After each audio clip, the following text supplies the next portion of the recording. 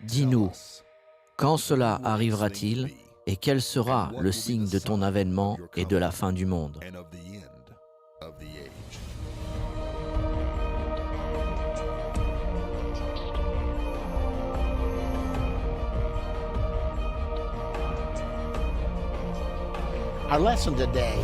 Notre leçon aujourd'hui est les 7 trompettes du livre de l'Apocalypse.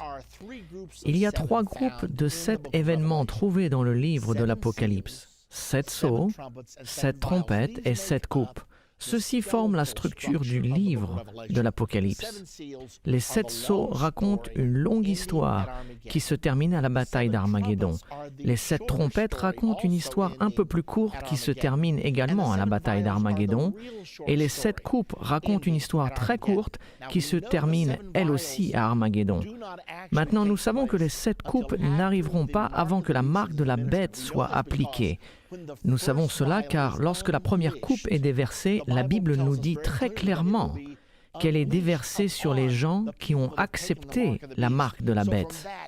Par ceci, nous savons que tout sera instauré dans les derniers jours. Nous avons non seulement une structure de 3 groupes de 7 événements dans le livre de l'Apocalypse, les 7 sceaux, les 7 trompettes, les 7 coupes, mais en plus de cela, nous avons des passages appelés des parenthèses. Ils sont là pour clarifier l'histoire. En plus de l'aperçu général de l'Apocalypse, il existe des passages supplémentaires. Par exemple, le chapitre 12 nous parle au sujet d'une guerre dans le ciel, le moment où Satan sera jeté et lié sur terre pendant les 3 dernières années et demie. Apocalypse 13 nous donne un aperçu du gouvernement mondial et de l'Antichrist, qui sera à la tête de ce gouvernement mondial, de la religion mondiale et du faux prophète, qui sera le dirigeant de cette religion mondiale, de la marque de la bête et du système économique de la fin des temps. Ceci nous aide dans notre compréhension de l'Apocalypse. Il est important de comprendre la structure de l'Apocalypse avec ses 7 sceaux, ses 7 trompettes et ses 7 coupes.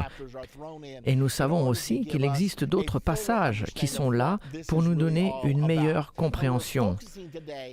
Nous nous concentrerons aujourd'hui sur les 7 trompettes.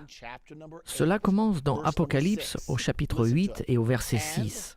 Écoutez ce qu'il est dit.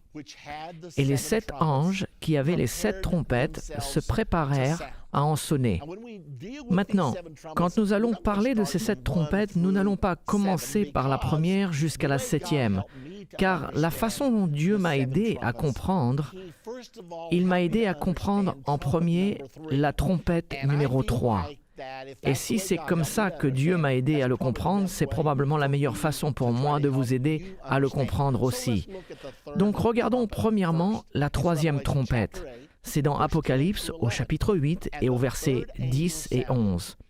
Le 3e ange sonna de la trompette, et il tomba du ciel une grande étoile ardente comme un flambeau. Elle tomba sur le tiers des fleuves et sur les sources des eaux. Le nom de cette étoile est absinthe. Le tiers des eaux fut changé en absinthe, et beaucoup d'hommes moururent par les eaux parce qu'elles étaient devenues amères. N'oubliez pas le mot absinthe et n'oubliez pas que beaucoup d'hommes moururent à cause de l'eau. Je n'oublierai jamais comment ceci m'a été révélé. Ce qui s'est passé, c'était en 1995, je travaillais sur le manuel d'un cours appelé « Comprendre la fin des temps ». C'était la première édition de ce cours et j'avais entendu une rumeur qui disait que l'absinthe signifiait Tchernobyl. Le mot Tchernobyl est le mot russe pour dire absinthe. Quand vous traitez les prophéties bibliques, vous entendez toutes sortes de théories. Et j'ai appris à ne pas croire tout ce que l'on me dit. Ce que j'essaie de vous dire, c'est que j'ai au moins 75 antichrists dans mes dossiers en ce moment. Beaucoup de personnes m'ont contacté et m'ont dit « Ronald Reagan est l'antichrist », car son nom est Ronald Wilson Reagan. Ronald a 6 lettres, Wilson a 6 lettres, Reagan a 6 lettres, donc son nom est 666. C'est le nom du nom de l'Antichrist. Eh bien, évidemment, il n'était pas l'Antichrist. Cependant, j'obtiens toutes sortes de théories comme celle-ci. Donc, quand j'entends quelque chose, une explication plausible d'une des prophéties de la Bible, je l'écoute, mais je ne mords pas tout de suite à l'hameçon, car j'ai appris avec le temps que ce n'était pas la meilleure chose à faire. Donc, je travaillais sur ce manuel pour la première production de comprendre la fin des temps et tout allait pour le mieux. Je rédigeais et tout se passait vraiment bien. Et vous savez, quand un écrivain écrit, quelquefois ça coule et quelquefois ça ne coule pas. Et ce jour-là, ça coulait bien. La porte de mon bureau était fermée et j'étais seul, j'étais content, j'étais en retard sur mes délais, mais j'étais en train de les rattraper, donc je me sentais bien. Et alors que j'écrivais, absolument pas au sujet de l'absinthe, pas au sujet de Tchernobyl, pas au sujet de la troisième trompette, il semblerait que quelque chose m'a parlé. J'ai pensé que c'était Dieu. Il m'a parlé et m'a dit « Tu sais la rumeur que tu as entendue, que l'absinthe est Tchernobyl ? Je veux que tu vérifies cela. » Je me souviens me dire « Maintenant, je suis tout seul dans mon bureau, mais je me suis dit « Attends une minute, je suis occupé, je travaille bien, tout cool. Je ne veux pas m'arrêter et faire cela maintenant. Et en plus, 3 semaines de bibliothèque à essayer de trouver ce genre d'informations, je n'ai pas tout ce temps à consacrer maintenant. Je dois terminer ce manuel. » Et c'est comme si Dieu m'avait parlé et m'avait dit « Ça ne va pas prendre beaucoup de temps, prends ton téléphone, appelle la bibliothèque et ils feront les recherches pour toi. » Eh bien, alors que j'étais en train de penser à cela, et pour vous dire la vérité, je me sentais un peu frustré, mais puisque je sentais que c'était la voix de Dieu, je me suis dit que c'est ce que je devrais certainement faire. J'ai donc ouvert le tiroir de mon bureau, sorti l'annuaire pour chercher le numéro, j'ai appelé la bibliothèque et demandé à parler à la bibliothécaire. Je lui ai dit « Madame, je suis le pasteur Irvin Baxter et j'ai entendu une rumeur que le mot russe pour absinthe est Tchernobyl. Est-ce que vous pourriez vérifier cela pour moi et me dire si cela est vrai ou pas ?» Et elle m'a dit « Cela est bien vrai, car les Russes utilisent l'absinthe dans un but médical. Ils rendent leur langue noire et le mot russe pour noir est Tcherny. Par conséquent, ils ont commencé à appeler l'absinthe Tchernobyl. » Et elle a commencé à me donner bien plus d'informations que j'en avais demandé. Cela m'a un peu surpris. Je ne m'attendais pas à ce qu'elle me réponde du tac au tac. Et j'ai dit, « Vous savez, madame, je vais écrire un article à ce sujet. Pourrais-je avoir de la documentation, des livres et des citations ?» Et elle m'a dit, « Je vous rappelle. » Et elle m'a rappelé 20 minutes plus tard. Elle avait des livres, elle avait des références, et j'en étais stupéfait. Une des références qu'elle avait était le dictionnaire russe et il contenait la définition du mot tchernobylnik et il était dit une variété d'absinthe et entre parenthèses absinthe avec une tige rouge brune ou violette foncée. Et là, dans le dictionnaire russe, on voit le mot absinthe sous le titre de Tchernobylnik. J'ai été vraiment impressionné. Nous avons parlé pendant une dizaine de minutes. Et au moment de raccrocher, je l'ai remercié et je lui ai dit « Mais avant de se quitter, j'aimerais savoir quelque chose. Je suis surpris de la connaissance que vous avez sur ce sujet. Comment est-ce que vous savez tout cela ?» Elle m'a répondu « Je fais actuellement un doctorat sur la langue russe et j'ai dû étudier ces choses-là. » Évidemment, j'étais stupéfait, car j'avais l'impression que Dieu m'avait dit d'appeler la bibliothèque et qu'il ferait les recherches pour moi. Et en 30 minutes, j'avais toutes les informations nécessaires. Ce qui s'est passé, c'est qu'à partir de ce moment-là, j'ai commencé à faire plus de recherches. J'ai trouvé un livre appelé « La vérité au sujet de Tchernobyl » et je l'ai lu. Et il était écrit par un des scientifiques qui était là-bas. C'était très intéressant. Maintenant, regardons à la centrale nucléaire de Tchernobyl. Elle est située en Ukraine. C'est quand l'Ukraine faisait toujours partie de l'Union soviétique. Et la ville où habitait la majorité des ouvriers était appelée Pripyat. Il y avait environ 40 000 personnes qui demeuraient. Maintenant, vous voyez une image de la centrale nucléaire avant l'explosion. Ce qui s'est passé, c'est que laissez-moi voir si je peux vous expliquer cela très clairement, car c'est très important. C'était le 26 avril 1986 à 1h26 du matin. Un scientifique russe était responsable de la centrale nucléaire de Tchernobyl et il a décidé d'entreprendre quelques expériences. Afin de faire ces expériences, il a dû désactiver certains systèmes de sécurité, pensant que c'était sans intérêt. Donc c'est ce qu'il a fait. Il a désactivé les systèmes de sécurité et a donné l'ordre de lever des barres qui permettent au processus nucléaire de démarrer. Il regardait son compteur, mais il ne l'a pas vu à temps. Et en moins de 30 secondes, le réacteur commença à surchauffer. Et brusquement, il y a eu cette puissante explosion. Et vous allez pouvoir voir une partie de l'explosion. La première explosion a détruit la partie supérieure du réacteur, qui pesait environ 4 tonnes et demie. Elle l'a soulevée de la centrale et elle est retombée de travers. Puis une seconde explosion a créé un nuage nucléaire de plus de 1,5 km dans le ciel. Puisque le couvercle était de travers, cela a permis à la radioactivité de partir dans l'atmosphère. Ils ne se sont pas rendus compte qu'ils étaient témoins du plus grand désastre nucléaire de l'histoire du monde. Et avant que tout cela soit fini, il y avait 10 fois plus de radioactivité libérée à Tchernobyl qu'il n'y en a eu lors du bombardement d'Hiroshima, lors de la Deuxième Guerre mondiale. Voici ce qui s'est passé ensuite. Les ouvriers ne savaient pas ce qui se passait. Ils ont entendu cette grande explosion et ils se sont rendus sur les lieux. 2 des ouvriers ont ouvert la porte et se sont trouvés face à un feu nucléaire. C'était si chaud que lorsqu'ils ont ouvert la porte, ça les a repoussés en arrière et ils se sont jetés à terre afin de pouvoir y trouver de l'air à respirer. Ils y sont restés en attendant que la chaleur se dissipe parmi la faille du réacteur nucléaire.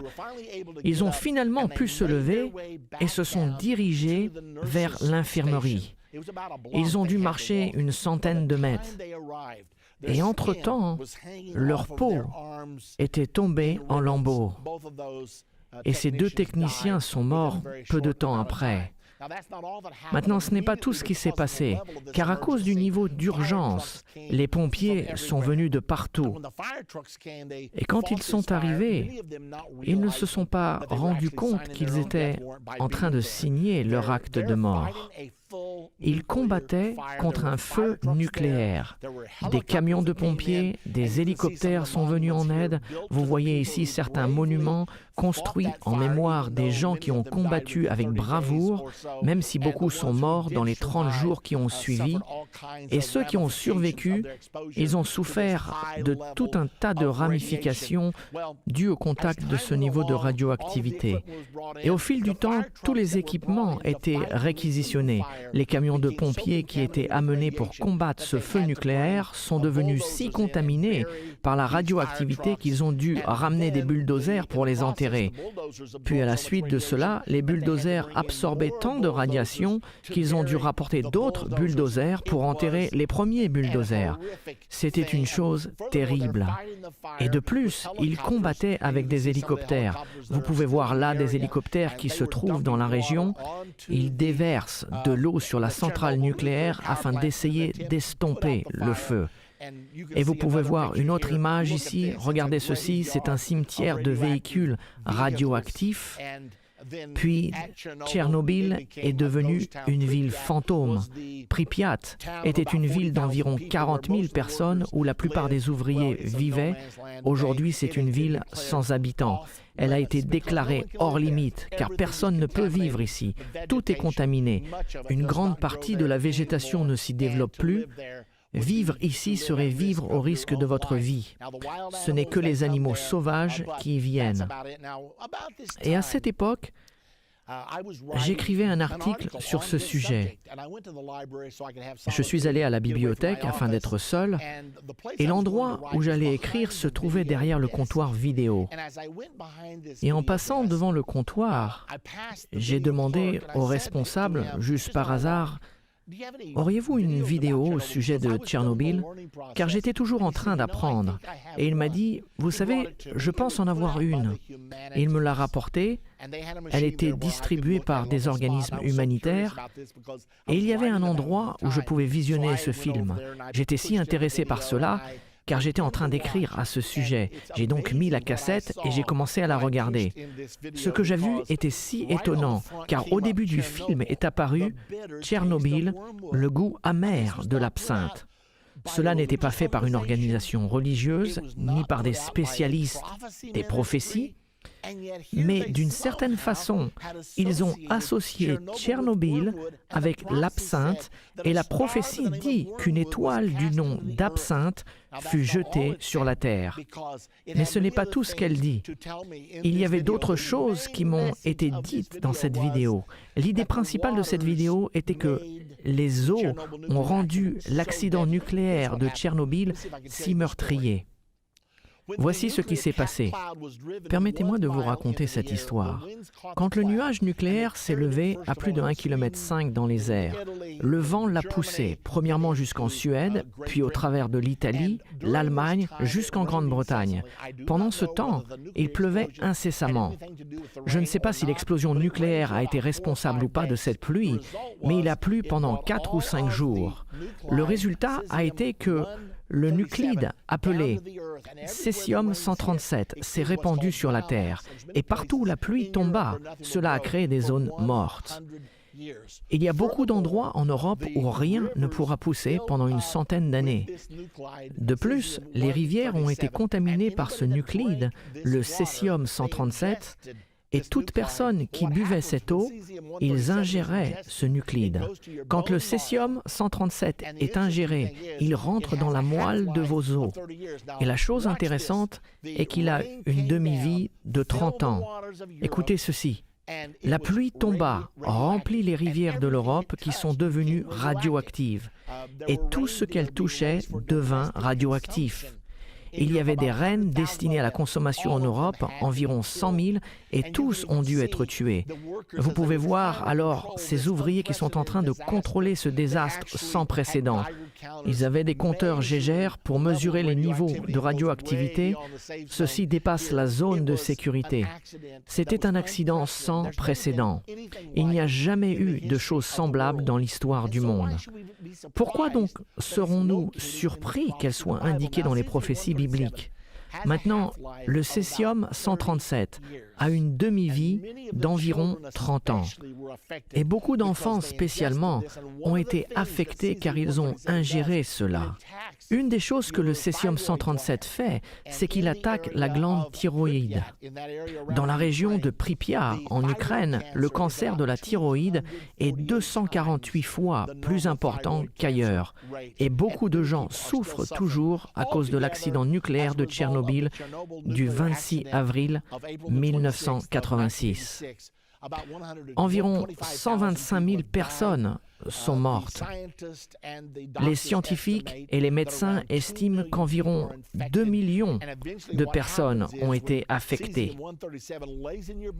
Et éventuellement, ce qui se passera, c'est que le césium-137 restera dans la moelle de vos os et sera éventuellement la cause d'un cancer. Et il est donc très intéressant de voir ce qui se passe. Donc la troisième trompette a sonné le 26 avril 1986. Cela étant vrai, quand est-ce que la première trompette a sonné? Quand est-ce que la deuxième trompette a sonné? Évidemment, elles auraient dû sonner avant la troisième trompette. Et je me suis posé donc la question. Regardons maintenant au son de la deuxième trompette. Nous la trouvons dans Apocalypse au chapitre 8 et au verset 8 et 9. Le deuxième ange sonna de la trompette, et quelque chose comme une grande montagne embrasée par le feu fut jeté à la mer. Le tiers de la mer devint du sang, le tiers des créatures qui étaient dans la mer et qui avaient souffle de vie périt, et le tiers des navires furent détruits.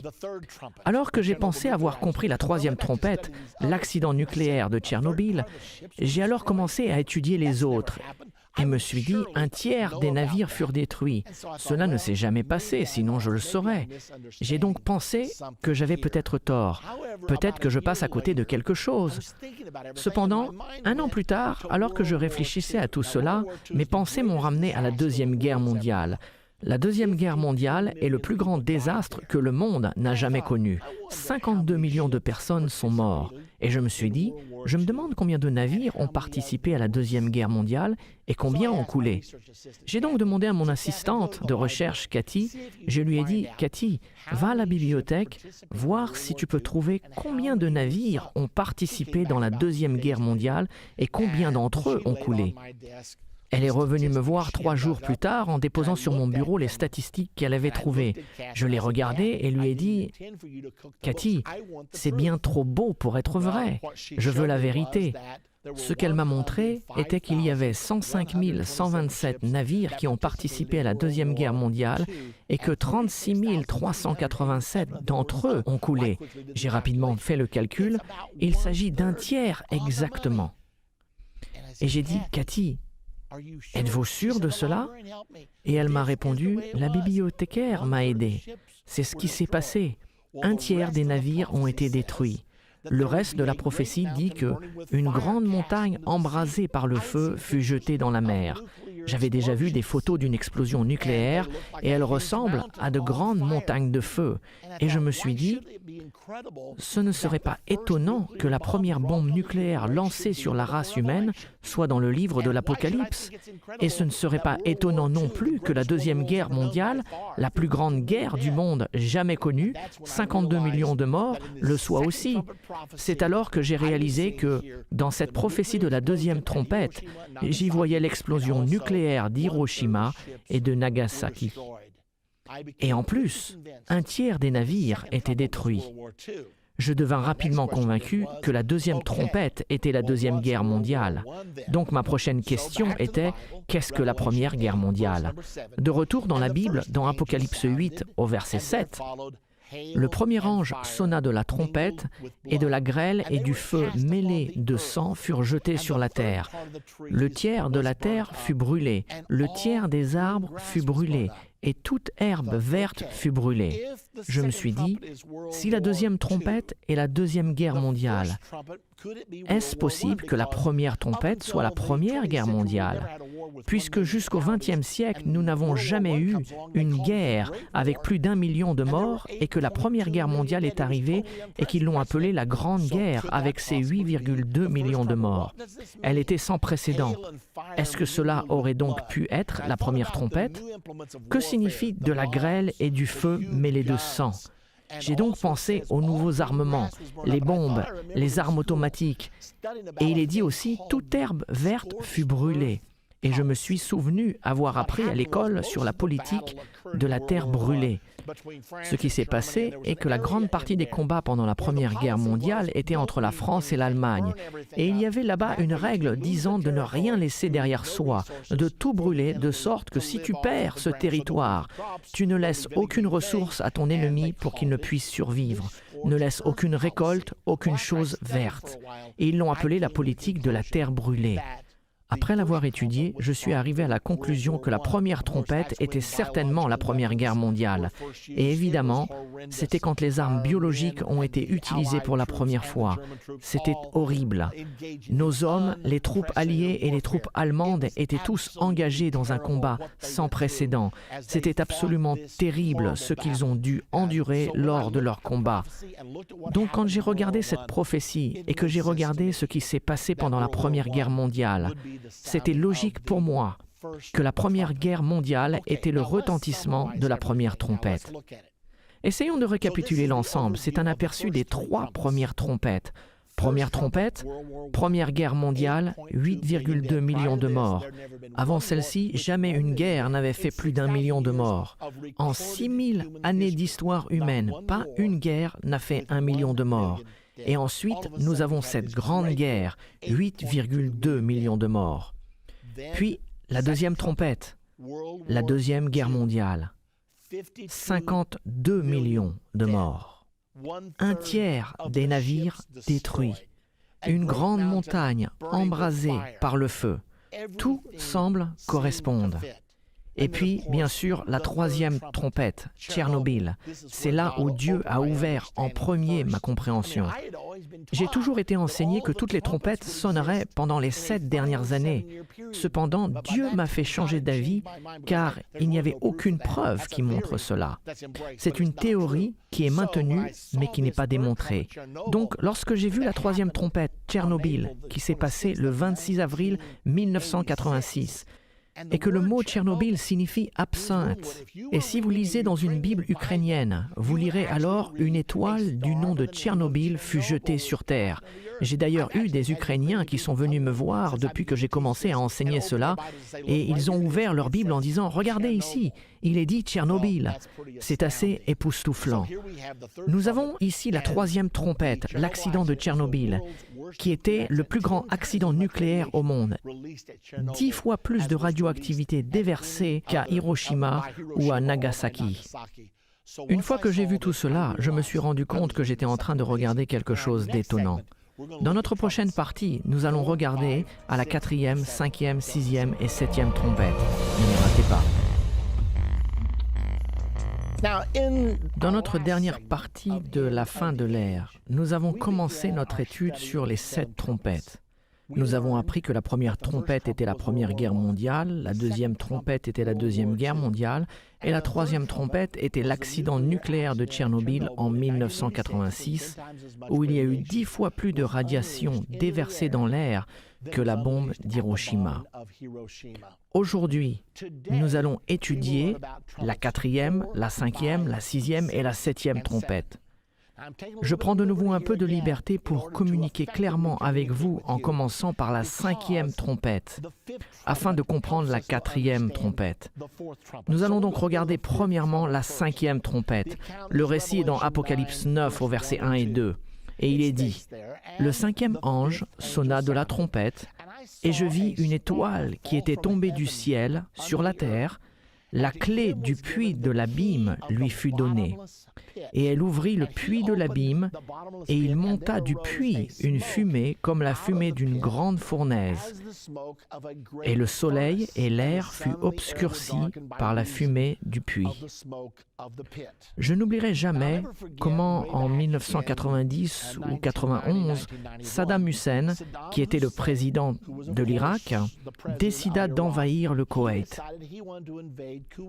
Il voulait prendre le contrôle des richesses pétrolières du Koweït.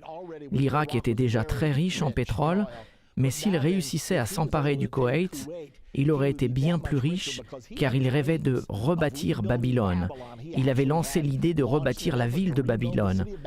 Il s'est même fait prendre en photo. Il avait fait faire un uniforme afin de ressembler à Nebuchadnezzar au temps de l'Ancien Testament, en l'an 586 avant Jésus-Christ, lorsqu'il détruisit Jérusalem. Saddam Hussein avait des plans pour détruire Jérusalem à nouveau et d'irradier la nation d'Israël.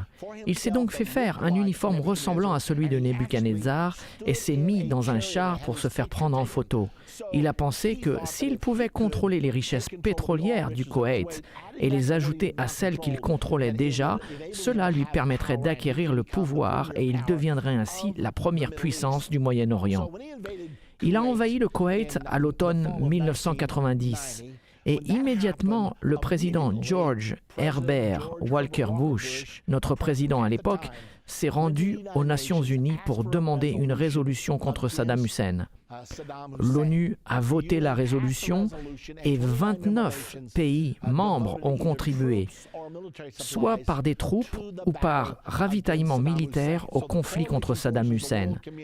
Ainsi, les forces de la coalition, la communauté mondiale, se sont opposées à Saddam Hussein et ont commencé à l'expulser hors du Koweït. Cependant, M. Hussein pensait avoir le feu vert des États-Unis pour prendre cette mesure. Il était donc furieux. Il savait qu'il allait être forcé de quitter le Koweït. Il n'était pas capable de faire face à la puissance de feu des États-Unis et de tous ses alliés. Il savait qu'il qu'il allait être forcé de partir, mais il n'allait pas le faire si facilement. Il a donc décidé d'embraser les 700 plus importants puits de pétrole du monde. Les puits de pétrole du Koweït étaient très productifs et il décida donc d'embraser 700 puits. Et c'est ce qu'il a fait. Quand ils ont commencé à brûler, ils ont littéralement obstrué le soleil et le ciel pendant plus de 3 mois. Je veux que vous voyiez ceci. Nous avons un extrait vidéo des feux du Koweït. Je veux que vous regardiez cet extrait. Regardez-le. Vous voyez actuellement des images prises durant la journée, mais il semblerait qu'il soit minuit. Remarquez qu'ils ont fait venir des pompiers du monde entier. Les feux étaient si chauds qu'ils atteignaient plus de 1000 degrés et il était très difficile pour les pompiers de les combattre. Ils étaient même obligés d'arroser leurs véhicules afin d'empêcher le métal de fondre. Et ainsi, pendant 3 longs mois, ces feux crachaient cette fumée dans l'atmosphère. J'ai un autre extrait à vous montrer, celui du Koweït à midi. Voici une autre image. Je pense qu'elle est parue dans une des revues.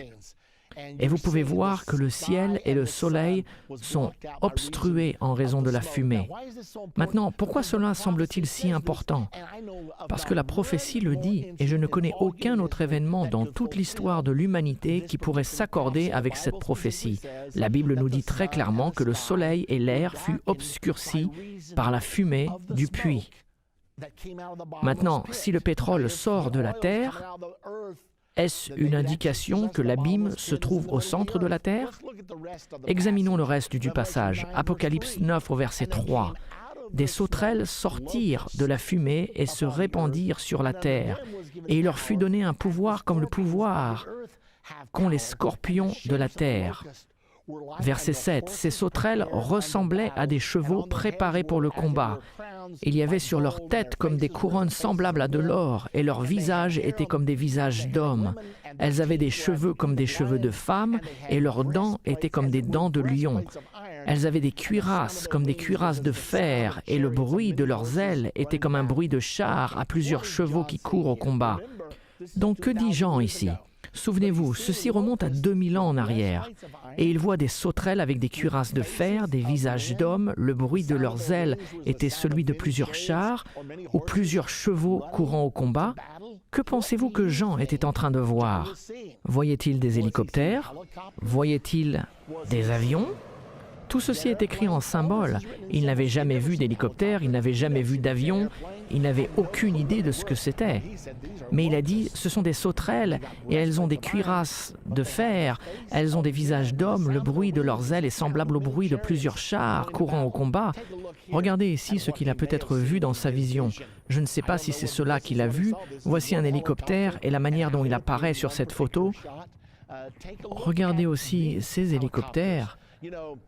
Vous savez, quand les jeunes militaires pilotent d'hélicoptères, quelquefois ils peignent pour les rendre plus intéressants. Regardez ceci, les dents de lion. Est-ce que cela ressemble à des sauterelles d'après vous? Il faut l'admettre, ceci ressemble étrangement à des sauterelles. Regardez l'image suivante. Car ici vous voyez un hélicoptère avec des cuirasses de fer et des visages d'hommes. Il me semble que c'était cela que Jean a vu, et il parlait des conflits du XXe siècle. Cependant, ce n'est pas toute la prophétie. Continuons un peu plus loin. Dans le verset 11, la prophétie continue et nous dit « Elles avaient sur elles comme roi, ces guerriers, ces armées, l'ange de l'abîme, nommé en hébreu Abdon, et en grec Apollyon. » Si vous regardez dans un dictionnaire, il définit en hébreu Abdon comme destructeur et en grec Apollyon comme destructeur. Certaines traductions de la Bible disent « Elles avaient sur elles comme un roi nommé destructeur ».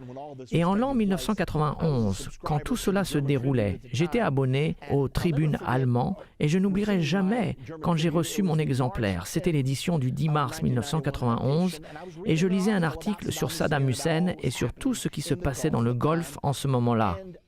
Et le correspondant l'avait appelé Saddam le destructeur Hussein. Je m'étais déjà interrogé sur ces feux et sur la possibilité de cette prophétie. Et je savais qu'Abdon et Apollyon signifiaient le destructeur, et voilà qu'on appelait Saddam le destructeur Hussein. À l'époque, je n'avais fait aucune conclusion, mais je me demandais, quelque temps plus tard, en fait 6 ans après, en 1997, je n'étais toujours pas convaincu par tout ceci.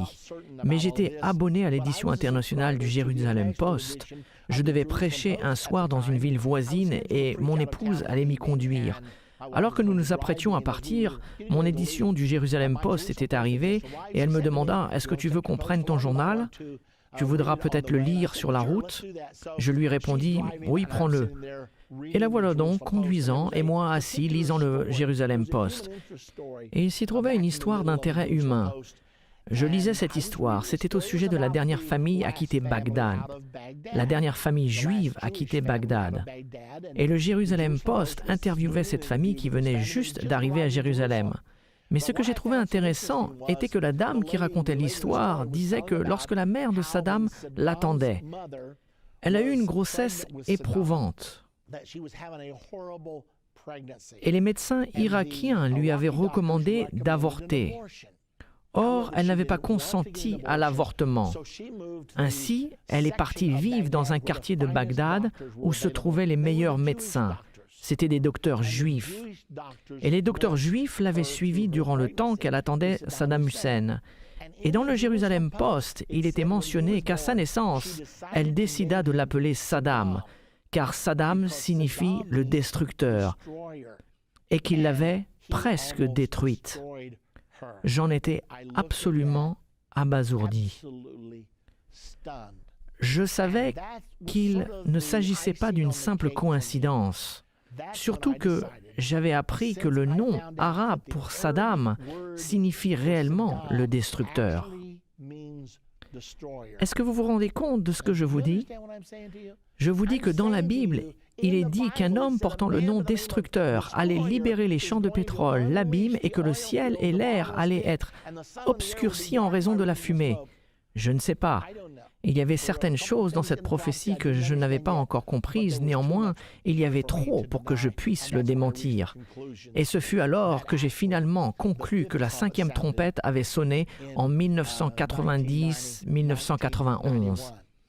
Maintenant, nous allons devoir retourner à la 4e trompette. Allons dans Apocalypse au chapitre 8 et au verset 12. Et il est dit, « Le 4e ange sonna de la trompette, et le tiers du soleil fut frappé, ainsi que le tiers de la lune et le tiers des étoiles, afin que le tiers en soit obscurci. Le jour perdit un tiers de sa clarté, et la nuit de même. » De quoi s'agit-il? C'est tout ce qui nous est donné pour la 4e trompette. Un tiers des étoiles, le soleil et la lune ont été frappés et le soleil ne brillait plus durant le tiers de la journée et la lune n'éclairait plus pendant le tiers de la nuit. Celle-ci m'a laissé perplexe. Je ne savais pas ce que cela signifiait.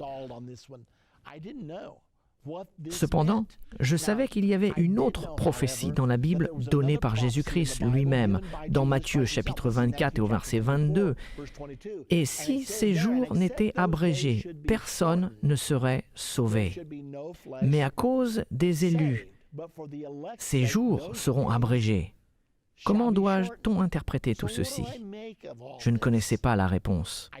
Et quand j'enseignais la 3e trompette, la 2e trompette, la 1re trompette, la 5e trompette, tout le monde me demandait « Alors, que se passe-t-il avec la 4e trompette ?» J'étais obligé de leur dire « Je ne sais pas, car je ne savais pas. » Maintenant, mon épouse est l'une de mes meilleures admiratrices, mais également l'une de mes plus grandes critiques. Et par conséquent, un jour qu'elle était au volant et pensait au fait que je n'avais pas découvert la 4e trompette et qu'elle souhaitait que je puisse comprendre ces choses afin de pouvoir aborder toutes ces questions, elle demanda donc à Dieu, alors qu'elle conduisait, « Seigneur, comment vas-tu abréger les jours? » Permettez-moi de revenir un peu en arrière. Elle est arrivée à la maison ce jour-là en déclarant « Dieu m'a parlé aujourd'hui. » J'ai répondu « Ah oui ?» Je croyais qu'elle me tendait un piège car elle était sortie faire des magasins et que Dieu lui avait dit de s'acheter une nouvelle robe. Peut-être qu'elle plaisantait. Mais je me suis aperçu qu'elle était sérieuse, et depuis que nous sommes mariés, il y a environ 30 ans, elle ne m'a jamais regardé dans les yeux pour me dire « Dieu m'a parlé ». Je l'ai donc prise au sérieux. Et puis je lui ai demandé « Qu'est-ce qu'il t'a dit ?» Elle m'a répondu « Eh bien, je lui ai demandé « Dieu, comment vas-tu abréger les jours ?» Et il m'a dit « Je l'ai déjà fait. » Puis elle ajouta « J'ai répliqué à Dieu pendant que je continuais ma route. Mais de quelle façon, Seigneur ?» Et il lui a répondu dans sa tête « J'ai tout accéléré, mais les hommes ne s'en rendent pas compte. C'est déjà accompli. » J'ai réfléchi à cela pendant un moment et je me suis mis à étudier un peu plus et me suis dit, Seigneur, si tu vas abréger les jours, abrégeras-tu le nombre de jours, comme certains le croient, ou abrégeras-tu la longueur de chaque jour? Je suis donc arrivé à la conclusion qu'il devait s'agir de la longueur de chaque jour, car si Dieu devait raccourcir le nombre de jours, cela transformerait ce que dit la Bible, car dans Daniel chapitre 12 au verset 11 et 12, il est dit, « Depuis le temps où cessera le sacrifice perpétuel et où sera dressée l'abomination du dévastateur, il y aura 1290 jours. » Donc, de l'abomination de la désolation jusqu'au point culminant à la bataille d'Armageddon, il y aura 1290 jours. Puis il est dit, « Heureux celui qui attendra et qui arrivera jusqu'à 1335 jours. » Donc si Dieu raccourcissait le nombre de jours, cette écriture devrait changer. Et la Bible dit, « À toujours, ô Éternel, ta parole subsiste dans les cieux. » J'étais donc convaincu, avec ma connaissance de la Bible et ma connaissance de Dieu, qu'il n'allait pas changer le nombre de jours. La réponse devenait donc évidente, qu'il allait certainement écourter la longueur de chaque jour. Et réellement, la prophétie de l'Apocalypse dit que le soleil ne brillerait pas pendant le tiers de la journée, la lune n'éclairerait pas pendant le tiers de la nuit. J'ai donc réfléchi, puis j'ai dit à mon épouse Judy, « Mais, ma chérie, cela n'est pas possible, car si les jours sont plus courts et que l'heure avance plus vite, comment les hommes peuvent-ils toujours parcourir le kilomètre en quelques minutes ?» C'était ma formation d'ingénieur qui parlait, ma base de mathématicien. Et je me suis dit, si l'heure avance plus vite, le kilomètre est toujours aussi long et les hommes ne peuvent pas courir plus vite. Cela signifie donc qu'il devrait leur prendre plus de temps pour parcourir un kilomètre. Et elle m'a regardé comme seulement une femme est capable de le faire et elle m'a dit, « Je ne peux pas répondre à ta question, mais je sais que Dieu m'a parlé. » Comme si ça allait tout résoudre. Environ une semaine plus tard, nous étions ensemble dans un restaurant et il s'y trouvait un professeur de Richmond dans l'Indiana qui avait suivi beaucoup de nos enseignements. Et comme par hasard, il était dans ce restaurant. Alors ma femme est allée le saluer et elle commença à lui raconter ce que Dieu lui avait dit. Et elle dit, « Irving dit que ça ne marchera pas, car les hommes ne peuvent pas parcourir le kilomètre plus vite que ce qu'ils le font déjà. » Le professeur nous a regardés tous les deux et a dit, « Ça, c'est pas un problème. » Ne comprenez-vous pas la théorie de la relativité d'Einstein? Oh, bien sûr. Je la lis au petit déjeuner tous les matins, n'est-ce pas? Puis il dit, ne savez-vous pas que le temps et la vitesse sont relatifs l'un par rapport à l'autre? Quand l'un accélère, l'autre accélère?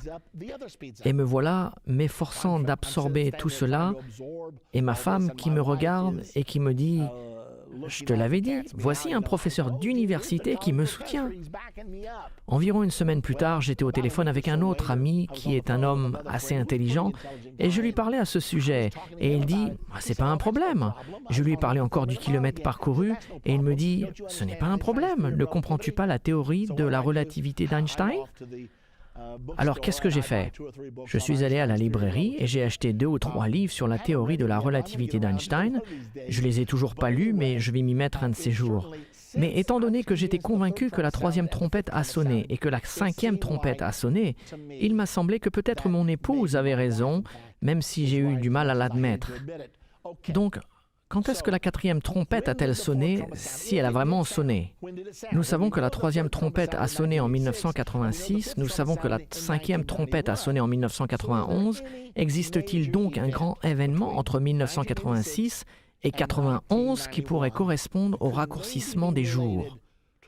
En l'an 1968, Dieu m'a permis de comprendre que le mur de Berlin allait tomber et que les 2 Allemagnes seraient réunifiées. Je l'ai même mis dans un livre en 1986, déclarant que le mur de Berlin allait tomber et que les 2 Allemagnes se réunifieraient et que ce serait le début du nouvel ordre mondial. Ceci allait être un point important. À ce propos, c'est ce qui m'a incité à démarrer le magazine End Time, car j'avais ressenti que c'était vraiment le début de la fin des temps. De plus, 10 ans après 1989, Merrill Lynch a actuellement publié une page entière dans USA Today et le livre disait « Le monde a 10 ans aujourd'hui. Félicitations et joyeux anniversaire ». Et ils ont déclaré que le nouveau monde est né quand le mur de Berlin est tombé le 9 novembre 1989. Récemment, j'ai écouté un discours de M. Tony Blair. Il a une nouvelle fondation appelée la Fondation Tony Blair. C'est un mélange de foi et de mondialisation. Et il a dit que la mondialisation a commencé avec la chute du mur de Berlin. Il s'agit donc d'un événement très important. Et je me suis dit, Seigneur, c'est peut-être ça qui a tout accéléré. Et je pense que c'est probablement correct.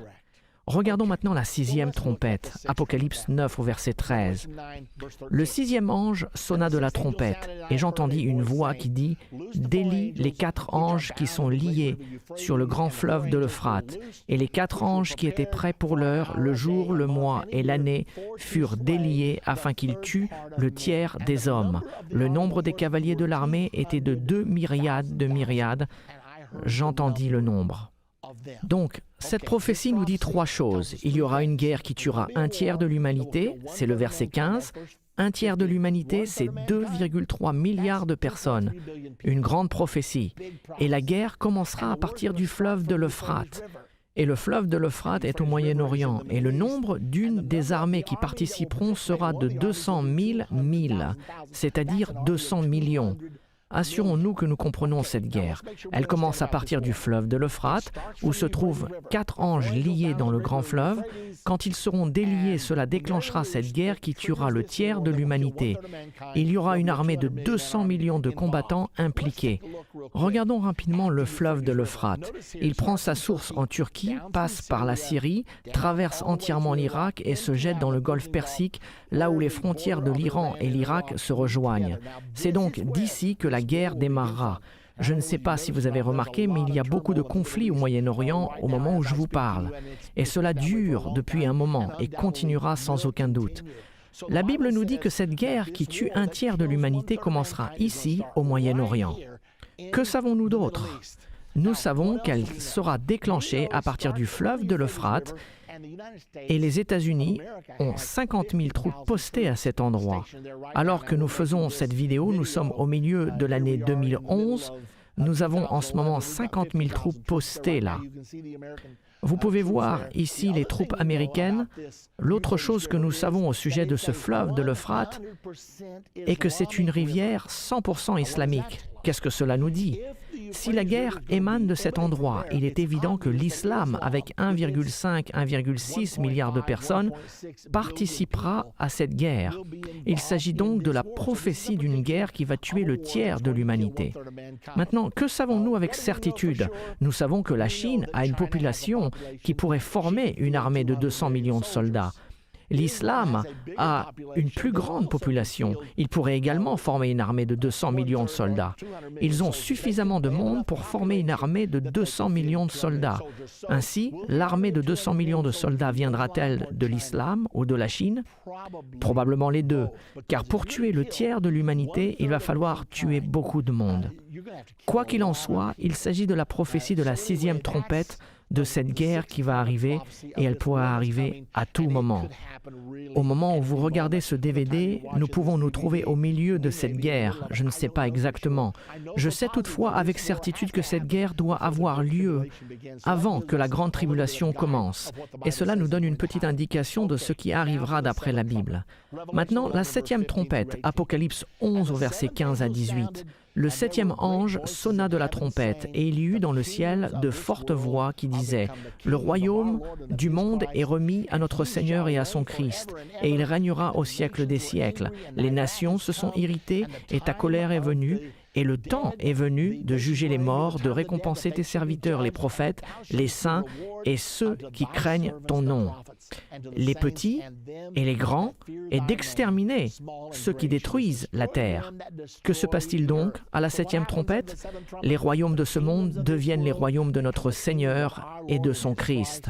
Sa colère est venue, les récompenses sont données aux saints, et il s'agit de la deuxième venue de Jésus-Christ. L'apôtre Paul nous a enseigné sur la dernière trompette dans 1 Corinthiens chapitre 15 au verset 51 à 53. « Voici, je vous dis un mystère. Nous ne mourrons pas tous, mais tous, nous serons changés en un instant, en un clin d'œil, à la dernière trompette. La voici, la trompette sonnera, et les morts ressusciteront incorruptibles, et nous serons changés, car il faut que ce corps corruptible revête l'incorruptibilité et que ce corps mortel revête l'immortalité. Ce qui va donc se passer, c'est que ceux qui sont morts, mais qui sont nés de nouveau, ressusciteront des morts, et nous tous qui serons encore sur la terre servant Dieu, nous serons changés de mortels à immortels en un clin d'œil, et nous nous rencontrerons ensemble avec ceux qui sont morts et qui sont ressuscités. Ensemble, nous rencontrerons le Seigneur dans le ciel et nous serons ainsi pour toujours avec le Seigneur. Dans 1 Thessaloniciens chapitre 4 au verset 16, nous avons un autre récit de la dernière trompette. Car le Seigneur lui-même a un signal donné, à la voix d'un archange et au son de la trompette de Dieu, descendra du ciel, et les morts en Christ ressusciteront premièrement. Ensuite, nous les vivants qui serons restés, nous serons tous ensemble enlevés avec eux sur des nuées, à la rencontre du Seigneur dans les airs, et ainsi nous serons toujours avec le Seigneur. Maintenant, la chose la plus importante que nous allons discuter avant de conclure est l'enlèvement. Romains 8, 11 nous dit que si nous voulons participer à l'enlèvement, que l'esprit de celui qui a ressuscité Jésus d'entre les morts habite en vous. Celui qui a ressuscité Christ d'entre les morts rendra aussi la vie à vos corps mortels par son esprit qui habite en vous. Donc vous devez vous assurer d'avoir reçu le merveilleux don du Saint-Esprit, car c'est la force qui vous élèvera le dernier jour.